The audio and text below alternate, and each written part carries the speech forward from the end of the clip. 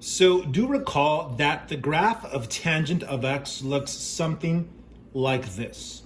It is a periodic function and it just goes on and on forever and ever. Now, what about negative tangent of x?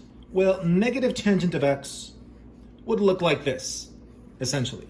Now, what if you have 1 minus tangent of x? Well, that essentially takes this graph and it bumps everything up one space. So this special point here would now be here, and the graph would sort of zigzag like this periodically forever and ever and ever.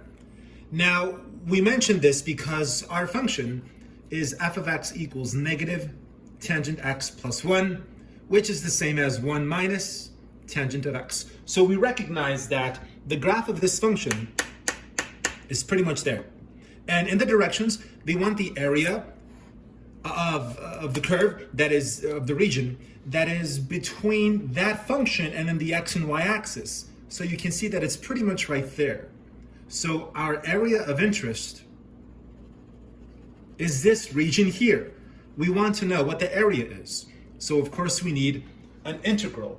And the function itself is 1 minus tangent of x dx. The only question is, what are the limits of integration? Well, we're gonna go from here to here, right? We're gonna go in that little snippet there. So we know that this here is 0. The question is, right here, what is that point? That is what we need to know. So to see the location of that point, we realize that at this very special location, the graph has a height of 0, or I should say, the y-coordinate is 0. And we know that f of x just means y. So what we're saying is that just plug 0 in for f of x. And we create here an equation.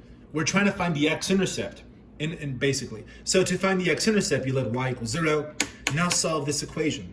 I'm going to move that to this side so that it's tangent of x equals 1. Now remember that that is an angle.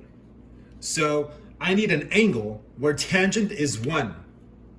And then remember that tangent is like sine over cosine, or if you want to think of it, it's like the y-coordinate over the x-coordinate.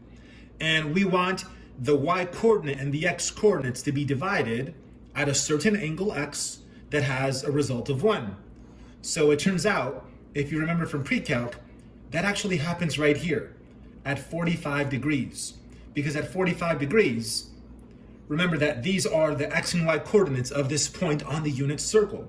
So what we're saying is that the tangent of 45 is exactly 1, because tangent is when you divide y by x.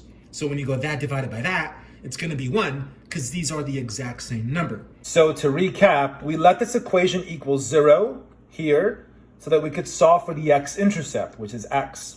We discovered that x is 45 degrees because tangent of 45 is 1. But 45 is the same as pi over 4.